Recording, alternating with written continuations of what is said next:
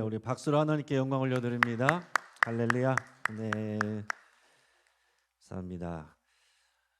우리 대림절 지금 네 번째 주일이고 우리 촛불이 4개가 켜 있습니다. 그리고 오는 주일이 성찬절입니다. 우리 예수님의 오심을 우리 간절히 기다리는 우리 마음이, 그 소망이 우리 안에 충만하기를 주의 이름으로 축복합니다. 오늘 우리가 읽은 말씀을 통해서 사랑으로 사는 사람이란 제목으로 말씀의 은혜를 같이 나누겠습니다. 여러분, 그런 얘기가 있어요. 세상에서 가장 쉬운 것은 뭐냐라고 했을 때 남녀가 사랑에 빠지는 거래요. 그러니까 선남 선녀가 예쁜 사람 서로가 보면 힘들이지 않고서 한 번에 한순간에 사랑에 빠집니다. 내 세상에서 가장 어려운 건 뭐냐? 그랬더니 사랑했다는 이유로 60년 넘게 같이 살아야 된다는 거. 누가 그렇게 대답을 하더래요. 와 닿습니까? 사랑에 빠지는 것은 한순간이고 너무나도 쉬운데 오랜 시간 동안 같이 사는 것은 참으로 어려운 일입니다. 연애는 쉬운데 결혼 생활은 참 어렵습니다. 그렇죠? 그래서 어떤 사람은 연애만 하면서 살려고 그러는 사람들이 있어요. 요즘에 결혼은 안 하고 그냥 연애만 하면서 그냥 즐겁게 서로 터치하지 아니하고 서로 연애만 하면서 사랑하면서 그냥 그렇게 사는 그런 사람들이 있습니다. 그러나 그것은 진짜 사랑이 아닙니다. 여러분, 어떤 사랑이 진짜겠어요? 사랑에 빠지는 것이 진짜 사랑이겠습니까? 아니면 오랜 시간 동안 참아주고 견뎌주고 용서하고 붙들어주고 함께 있어주고 함께 울어주고, 그게 사랑이겠어요? 후자가 당연히 사랑이죠. 사랑에 빠지는 건 쉽지만 사랑이 정이 되고 의리가 되고 애증이 되고 심지어 원수가 되는 일들이 있습니다. 우리 결혼하여서 함께 살아가는 것, 살아가면서 오랫동안 살아가는 것은 참 어렵다라는 얘기입니다. 오늘 새벽 설교에서 진짜 사랑, 우리를 향한 하나님의 사랑, 그 예수님의 사랑은 진짜 사랑이었다는 것을 우리가 나눴습니다. 우리를 향한 하나님의 진짜 사랑은 어떤 것이었습니까? 우리를 향한 하나님의 진짜 사랑은 낮은 곳으로 내려오는 사랑이었어요. 그리고 수치를 감당하시고 대신 죽으신 사랑이었습니다. 그리고 가장 귀한 독생자를 죄인을 위해서 내주신 사랑이었습니다. 지금 좀 말씀은 좀 내려주세요. 지금 아직 전화 말씀이 나올 때가 아닙니다. 예. 우리를 향한 사랑, 우리가 하나님께로부터 받은 사랑은 그런 사랑이라는 거예요. 그냥 사랑에 빠지는 그런 사랑, 그런 연애하는 그런 사랑이 아니라 하나님이 우리를 향한 사랑은 낮은 곳으로 내려오는 사랑이고 수치를 감당해 주는 사랑이고 대신 죽는 사랑이고 그 가장 귀한 것을 희생하는 그런 사랑이었다라는 얘기입니다. 알콩달콩 우리가 그렇게 예쁘게 낭만적으로 하는 사랑이 아니라 하나님이 우리를 사랑하신 그 사랑은 치열한 사랑, 그리고 굉장히 고통스러운 사랑, 처절한 사랑, 그 갑질을 하는 사랑, 그런 것이었다라는 얘기예요. 당연히 이 사랑을 받은 그리스도인들은 예수님을 닮아가야 되는데 당연히 그 사랑을 닮아가야 되는 게 맞다라는 얘기죠. 그리스도인이란 말은 예수님처럼 살아가는 사람들이고 그리스도께서 우리를 위해서 사랑하신 그 사랑 때문에 우리가 신앙생활을 했는데 나는 죽고 예수 그리스도 안에서 사는 우리는 그리스도인으로서 그리스도의 사랑을 배우고 따라 살아가는 사람들이 그리스도인들이다라는 얘기입니다. 이게 없으면 아무것도 아니다라는 얘기죠. 오늘 본문 말씀 고린도전서 13장 13절 다시 한번 읽어보겠습니다. 고린도전서 13장 13절 같이 읽습니다. 자, 시작. 그런즉 믿음, 소망, 사랑 이 세 가지는 항상 있을 것인데 그 중에 제일은 사랑이라. 아멘. 여러분 곰곰이 잘 생각을 해보시기 바랍니다. 믿음은요 말씀을 통해서 생겨나는 거예요. 그렇죠? 그 말씀을 듣고 그 말씀을 깨달으면 순간적으로 이제 믿음이 생겨난 것이 이제 순간적으로 생깁니다. 물론 믿음이 이제 자라가는 시간이 걸리죠. 그러나 우리가 순간적으로 또 믿음이 생깁니다. 내 소망은 믿음에서 오는 거기 때문에 소망도 없던 소망이 하나님의 말씀을 듣고 그 약속을 붙들면 내가 지금 당장 소망을 할 수가 있게 돼요. 근데 사랑은 그렇게 쉽게 되지가 않습니다. 사랑은 오래 걸립니다. 여러분 한번 생각을 해보세요. 사랑이란 것을 생각할 때 우리가 사랑스러운 사람을 사랑하는 것은 아주 쉽습니다. 그렇죠? 근데 나와 별로 상관이 없는 사람을 사랑하는 것은 좀 어색하지만 그래도 조금 쉬운 편이에요. 그런데 더 나아가서 사랑스럽지 않은 사람을 사랑하는 것은 좀 어렵습니다. 내가 뭐 나를 그렇게 힘들게 하는 건 아닌데 별로 매력이 없는 사람, 그렇게 사랑스럽지 않은 사람을 사랑하는 것은 좀 어려운 편이다라는 얘기입니다. 더 나아가서 나를 힘들게 한 사람, 나를 속상하게 한 사람, 내 자존심을 상하게 한 사람을 사랑하는 것은 어때요? 너무 힘들죠. 내가 그리스도인이라고 말하면서도 내 눈에 흙이 들어가기 전까지는 용서 못한다 그런 사람들이 있을 수 있습니다.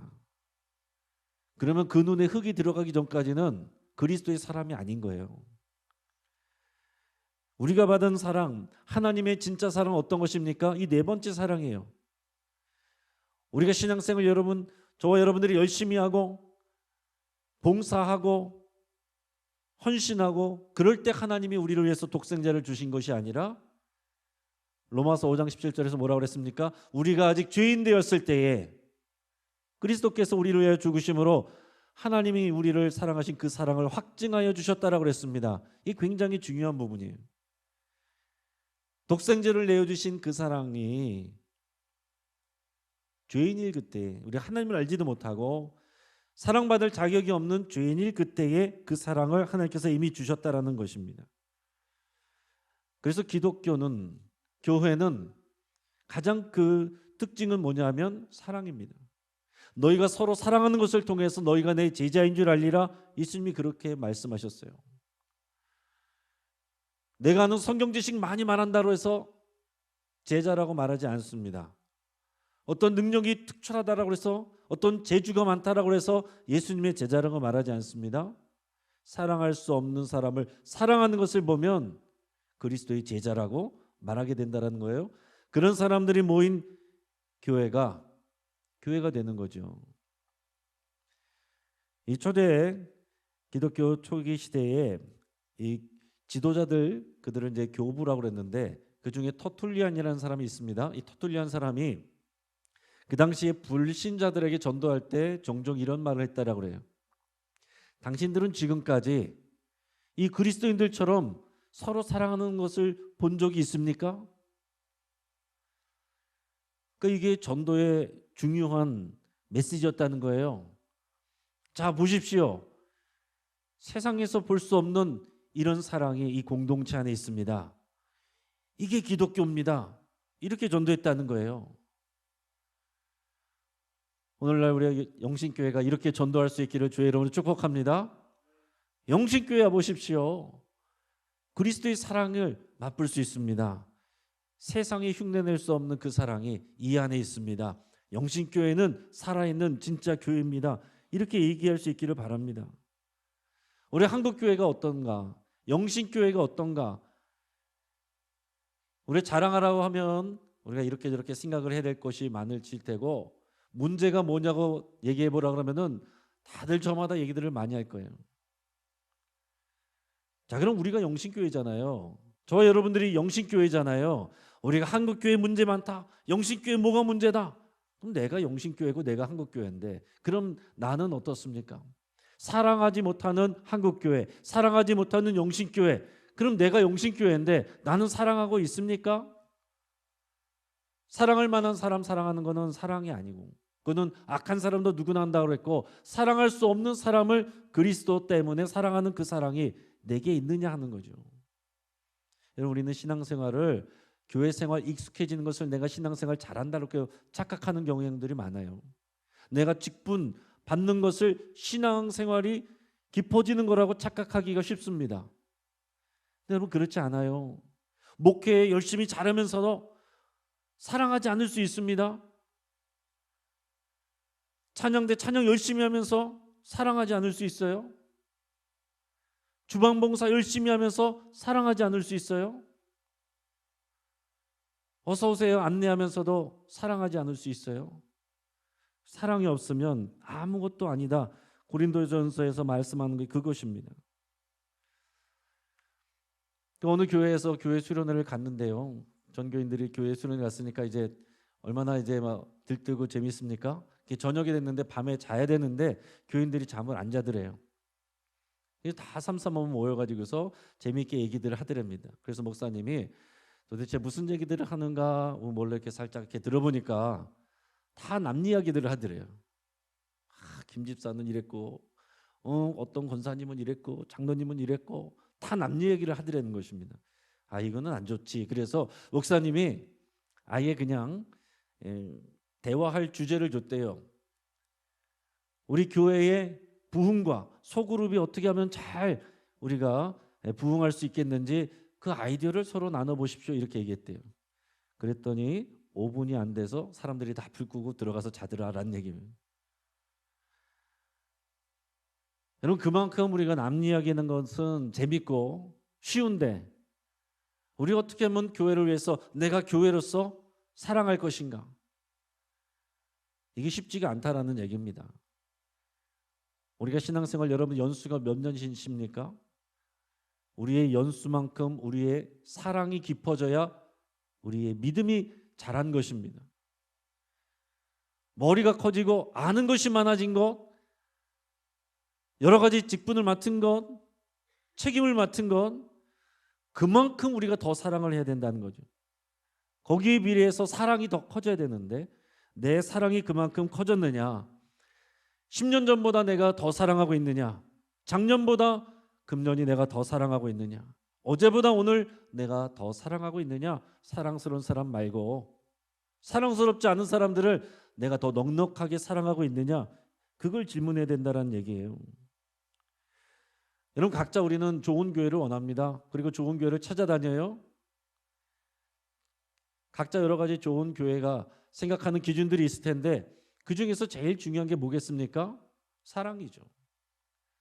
어떤 교회가 좋은 교회예요? 주차 시설 잘 돼 있고 프로그램이 잘 돼 있고 뭐 그런 것들을 생각할 수 있지만 여러분 교회는 쇼핑센터가 아닙니다.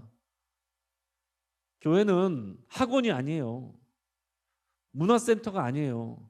내가 필요한 것 그거 들으러 오는 데가 아닙니다. 교회는 영적인 가족이고 사랑하는 곳이에요. 사랑할 마음이 없으면 사랑하지 않는 나로 인해서 교회가 교회될 수가 없다라는 얘기입니다. 가면 갈수록 현대에서 교인들이 나는 나 혼자 그냥 알아서 예배만 다닐 테니까 건들지 마세요. 이런 사람들이 많아지고 있어요. 사람들이 대형교회로 가는 이유가 프로그램은 많고 사람은 많으니까 날 건드는 사람이 별로 없어요.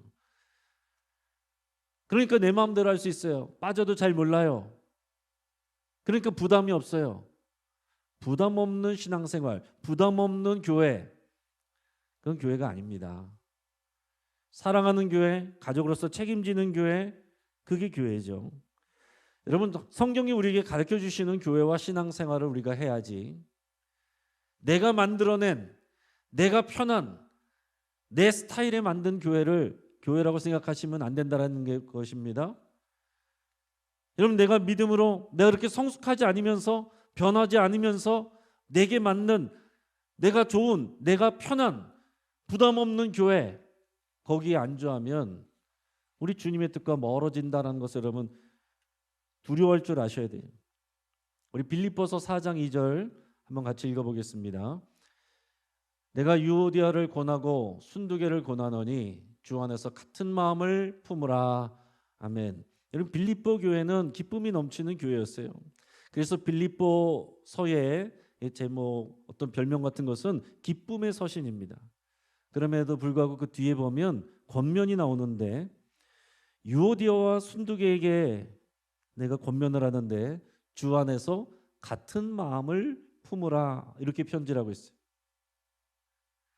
자, 지금 유오디아와 순두계는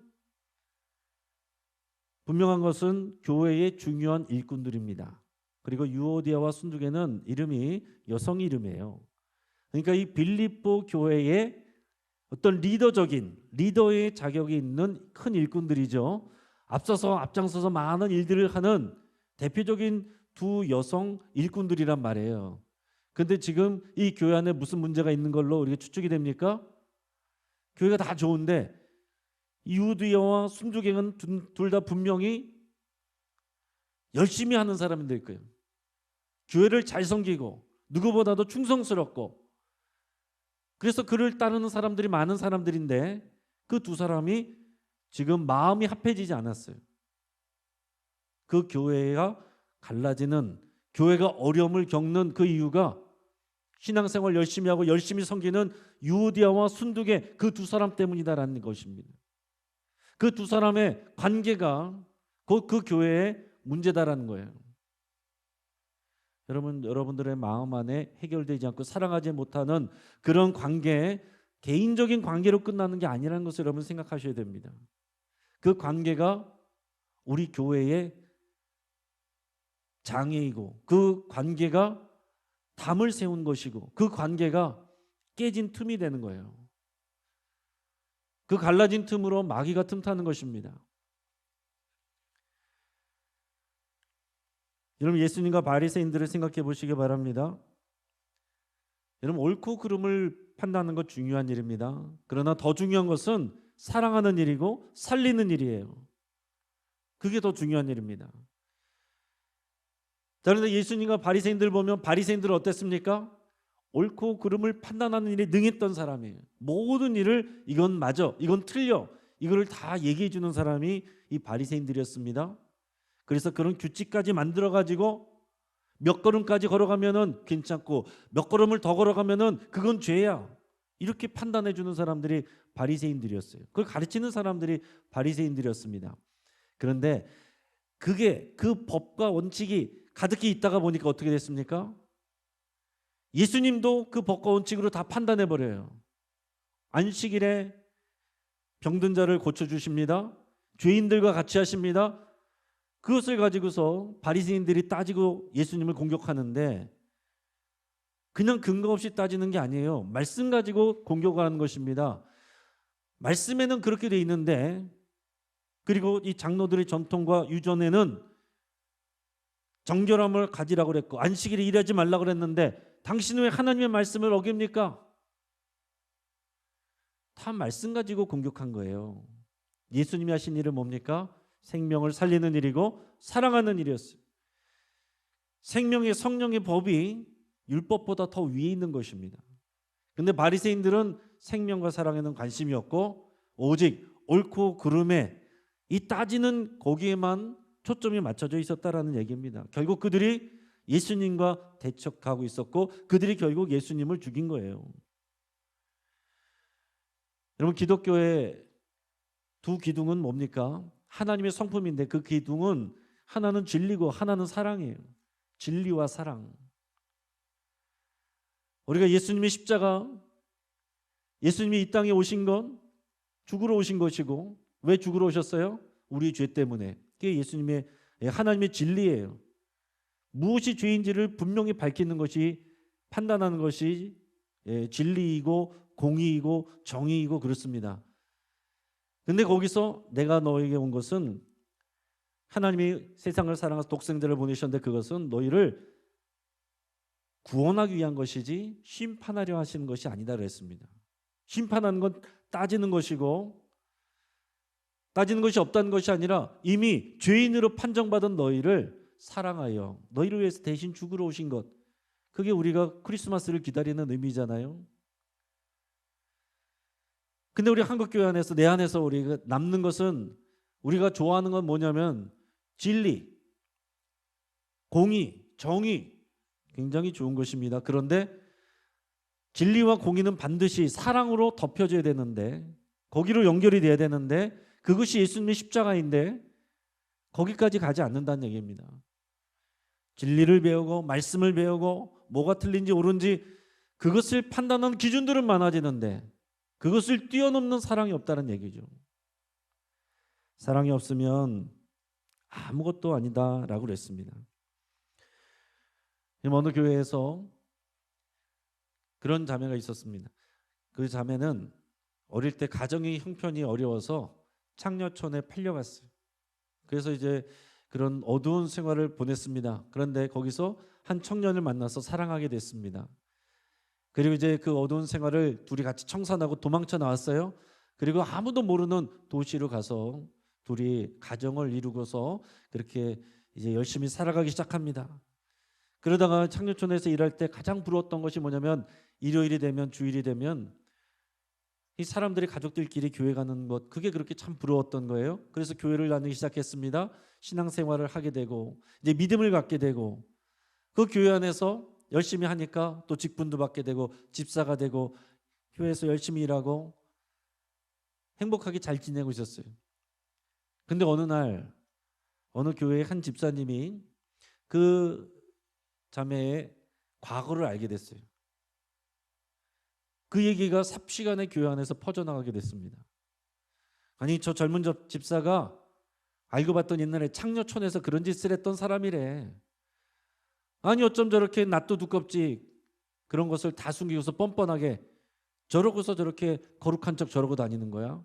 그러면서 그 얘기가 삽시간에 교회 안에 퍼졌습니다. 이 두 부부만 그게 말이 도는지를 몰랐어요. 그래서 도대체 교인들이 예전하고 갑자기 달라진 그런 차가운 태도 때문에 이유도 모르고 마음이 상했습니다. 우리가 더 잘해야지, 더 열심히 갔지만 사람들이 그들을 피해요. 나중에 알고 봤더니 사람들이 나 모이면 수근수근하는 게 자기들 얘기하는 거였어요. 아우, 더러워. 어떻게 그런 일을 하면서도 교회 안에서 저렇게 뻔뻔하게 다녀? 창녀촌에서보다 더 차가운 그 교회에서 그 상처를 받고 결국 두 사람은 음독해서 자살을 했다는 얘기입니다. 그래서 그 교회 담임 목사님이 이 일 후에 가슴을 치고 울면서 내가 양떼를 목양하는 줄 알았더니 우리 교회가 이리떼였구나, 이렇게 한탄을 했다고 그럽니다. 많은 사람들이 구원에 대해서 오해하고 있는 것 중에 하나가 뭐냐면 구원에 관해서 믿음은 필수라고 생각하는데 사랑은 선택이라고 생각을 한다는 거예요. 믿음으로 구원받는 것이 맞는데 사랑은 선택상 하면 좋은데 못하면 뭐 그냥 아쉬운 정도? 이 정도로 생각을 한다는 거죠. 여러분, 우리가 성경에 기록되어 있는 구원의 기준들에 대해서 말씀을 통해서 다시 한번 점검해 보시기 바랍니다. 우리 마태복음 5장 22절 말씀을 같이 한번 읽어보겠습니다. 시작. 나는 너에게 이르노니 형제에게 노하는 자마다 심판을 받게 되고 형제를 대하여 나가라 하는 자는 공회에 잡혀가게 되고 미련한 놈이라 하는 자는 지옥불에 들어가게 되리라. 아멘. 예수님의 말씀입니다. 미워하는 자는 지옥불에 들어간다. 요한복음 13장 34절 35절 말씀 같이 읽어보겠습니다. 새 계명을 너에게 주노니 서로 사랑하라. 내가 너희를 사랑한 것 같이 너희도 서로 사랑하라. 아멘. 예수님이 주신 새 계명은 서로 사랑하라, 이것입니다. 많은 말씀 주시지 않았어요. 율법을 어떻게 집대성하신 것이 아니에요. 간단하게 말씀하셨어요. 서로 사랑하라. 요한일서 3장 14절 같이 읽어봅니다. 요한일서 3장 14절입니다. 시작. 우리는 형제를 사랑함으로 사망에서 옮겨 생명으로 들어간 줄을 알거니와 사랑하지 아니하는 자는 사망에 머물러 있느니라. 아멘. 이런 이 말씀 계속 잠깐 좀 띄워보시기 바랍니다. 다시 한번 잘 읽어보세요. 우리는 형제를 사랑함으로 사망에서 옮겨 생명으로 들어간 줄을 알거니와. 우리가 믿음으로 구원받았다, 이 정도에 머물러 있는 것이 아니고 믿음의 열매는 뭐라고 그랬어요? 사랑이고, 그래서 형제를 사랑하는 것으로 사망에서 옮겨 생명으로 들어간 줄을 안다. 저 사람이 정말 구원받았구나 라고 알 수 있는 것은 뭐냐면 형제를 사랑하는 것, 삶을 통해서 형제를 사랑한다는 거예요. 그 사람이 나는 정말 믿습니다, 의심하지 않습니다, 이게 아니라 그 믿음이 형제를 사랑하는 것으로 나타나느냐, 그것으로 이 사람이 구원을 받았는지 안 받았는지 분별한다는 얘기예요. 사랑하지 아니하는 자는 사망에 머물러 있느니라. 가슴 깊이 새길 수 있길 바랍니다. 사랑하지 아니하는 자는 사망에 머물러 있느니라. 여러분 곰곰이 잘 생각해 보세요. 목회 열심히 하는데 사랑하지 않는 목사는 사망에 머물러 있는 목사입니다. 중직자인데 사랑하지 아니하는 중직자는 사망에 머물러 있는 중직자입니다. 교회에서 열심히 봉사하는데 사랑하지 아니하는 봉사자는 사망에 머물러 있는 봉사자예요. 저는 말씀을 준비하면서 두려운 마음이 참 들었습니다. 사망에 머물러 있는 교인들, 사망에 머물러 있는 목회자들, 사망에 머물러 있는 중직자들, 사망에 머물러 있는 많은 일꾼들, 얼마나 두려운 일입니까? 히브리서 12장 14절 우리 같이 한번 읽어보겠습니다. 모든 사람과 더불어 화평함과 그 거룩함을 따르라. 이것이 없이는 아무도 주를 보지 못하리라. 아멘. 이 말씀도 다시 한번 보세요. 어떤 사람이 주를 보지 못합니까? 화평함과 거룩함을 따르지 아니하면, 화평함과 모든 사람과 더불어 화평함과 거룩함을 따르라. 이것이 없으면 아무도 주를 보지 못하리라. 여러분 사랑이란 것은 다른 이름이 화평을 유지하는 것, 화평을 지키는 것입니다. 평화를 지키는 것이고 화목한 관계를 지키는 것입니다. 그러기 위해서는 얼마나 많은 일들을 해야 되겠어요. 참아주고 인내해야 되고 용납해줘야 되고, 그런 일들이 다 복합적인 내용들입니다. 화평함을 따르기 위해서, 그러면서도 거룩함을 따르기 위해서. 이것이 없이는 주님을 볼 생각하지 말아라, 이렇게 돼 있어요. 지금 말씀들을 정리하면 구원의 증거가 뭐라고 그랬습니까? 사랑하는 일이다. 나는 믿어요. 나 구원의 확신이 있습니다. 여기 머물러 있으면 안 된다는 얘기죠. 구원의 확신이 그냥 내가 예수님 믿고 거기서 머물러 있으면 그건 믿음이 아니고, 야고보서에서는 행함이 없는 믿음은 죽은 믿음이다 그랬어요. 죽은 믿음을 가지고서 구원의 확신 가졌다라고 해서 주님의 얼굴을 볼 생각하지 말아라, 이렇게 말씀하고 있는 것입니다. 우리 한국교회와 우리 자신도 구원과 믿음에 대해서, 구원에 대해서 잘못된 생각을 많이 갖고 있다라는 얘기입니다. 믿음으로 구원을 받았는데 사랑은 안 해도 구원과는 상관이 없다, 이렇게 생각하기가 너무나도 쉽다는 얘기죠. 그러나 성경에서 많은 곳에서 사랑하지 않고는 주님 볼 생각하지 말아라, 이렇게 말씀하고 있습니다. 여러분 학교 어느 교장 선생님이 계셨는데, 그 교장 선생님이 어릴 때에 그 일본 순사가 자기 형을 죽였습니다. 그것을 직접 목격을 하고서 평생 동안 일본 사람에 대한 증오심을 가지고 살았답니다. 근데 이분이 이제 신앙생활하고 어느 날 이제 기도를 하는데, 기도 가운데 하나님께서 그런 마음을 주셨대요. 일본 사람이 일본 순사가 너에게 행한 죄가 더 크겠느냐? 네가 나에게 행한 죄가 더 크겠느냐? 처음에는 당연히 일본 순사라고 생각을 했는데, 성령의 감동을 받고 깨우침을 받고 다시 기도하는데, 그 일본 순사보다 제가 하나님께 행한 죄가 더 큽니다, 이런 고백이 되더래요. 그럴 때 하나님께서 다시 말씀하셨답니다.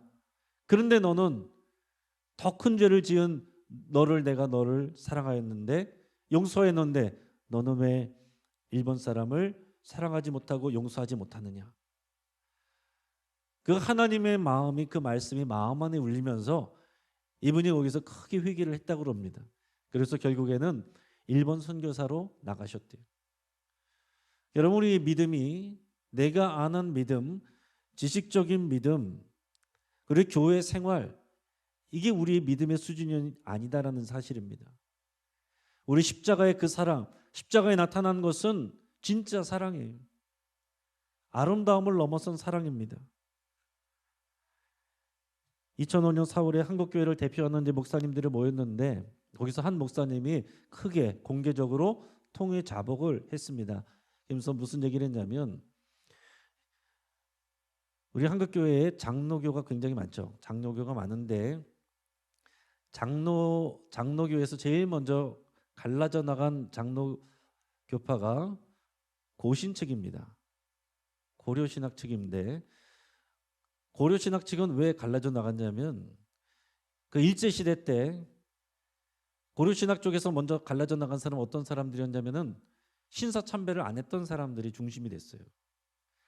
자, 그런데 일제시대가 끝났습니다. 근데 이제 교회 안에 어떤 사람들이 있어요? 신사참배를 했던 사람들도 있고 신사참배를 거부해가지고 참 고초를 당한 사람들도 있는 거예요.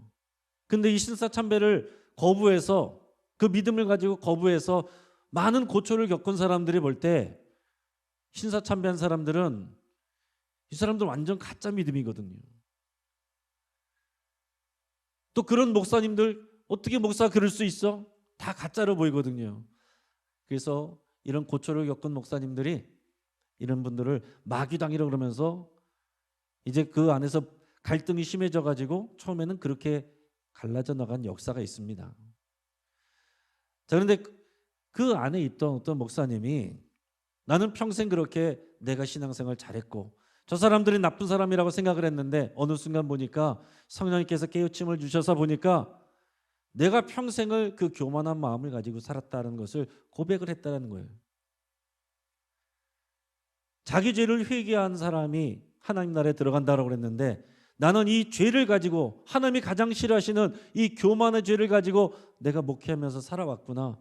그것을 많은 목사님들이 성도님들이 모인 앞에서 공개 회개하고 내가 올바른 믿음을 가질 수 있도록 저를 위해서 기도해 주십시오. 내가 너무 교만했습니다. 다 판단했습니다. 그러고 회개를 했더라라는 그런 얘기가 있습니다.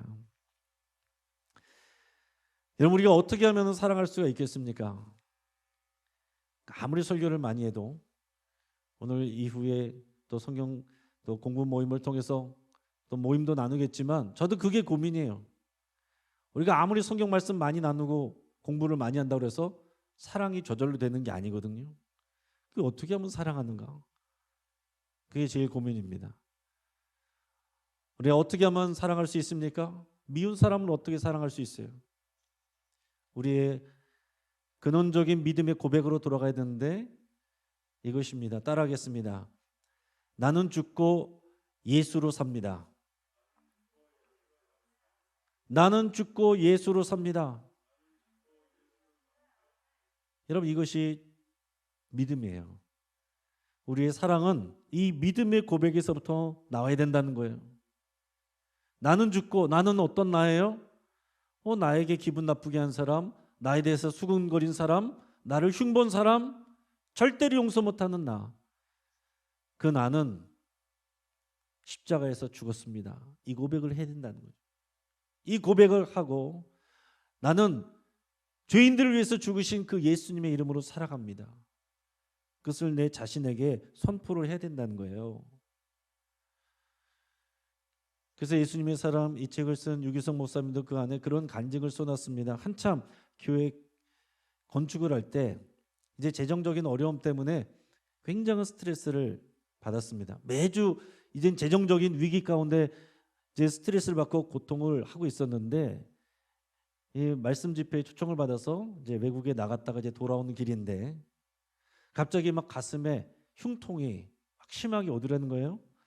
그래서 이게 웬일인가 그 곰곰이 생각해 보니까 이게 왜 왔냐면 지금 잠시 그 문제에서 벗어나 있다가 다시 그 문제 속으로 그 재정 위기에 매번 돌아오는 그런 어려움에 다시 문제 속으로 들어가려고 하니까 너무 고통스러운 거예요.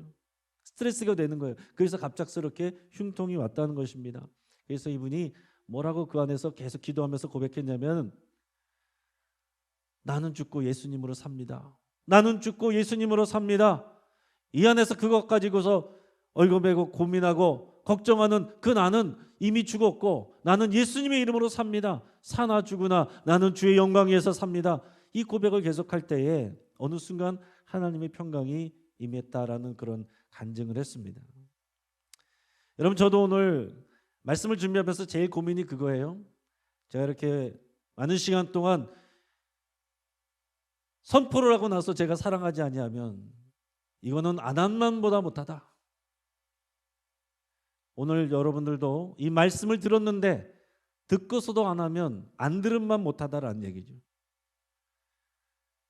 차라리 안 들었으면 좋았을 거 이런 생각하지 마시고 오늘 주의 말씀과 성경이 우리에게 가르쳐주는 그 믿음의 정수, 십자가의 그 은혜가 무엇인지를 다시 깊이 생각하시고 우리가 이 성탄절을 기다리는 것, 이것은 우리를 향한 날 위해서 죄인을 위해서 죽으신 그 진짜 사랑을 기다리고 소망하는 일이고 그 예수님을 기다린다는 것은 내가 죽고 예수님으로 산다는 것, 그래서 내 안에 내 삶에 예수님의 마음과 예수님의 생각으로 가득 채워지기를 소망하는 것, 이게 진짜 우리 대림절의 의미입니다. 내 수준으로 사랑할 수가 없는데 그런 나는 십자가에서 예수님과 함께 죽었습니다. 나는 예수 이름으로 살아갑니다. 내가 사랑할 수 없는 사람을 예수님의 이름으로 사랑할 수 있도록 성령님 나를 도와주십시오. 이 고백으로 살아가는 저 여러분 되시기를 주의 이름으로 축복합니다. 같이 한번 여러분 기도하겠습니다. 여러분 우리가 같이 기도할 때 우리 말씀 붙들과 함께 기도하겠습니다.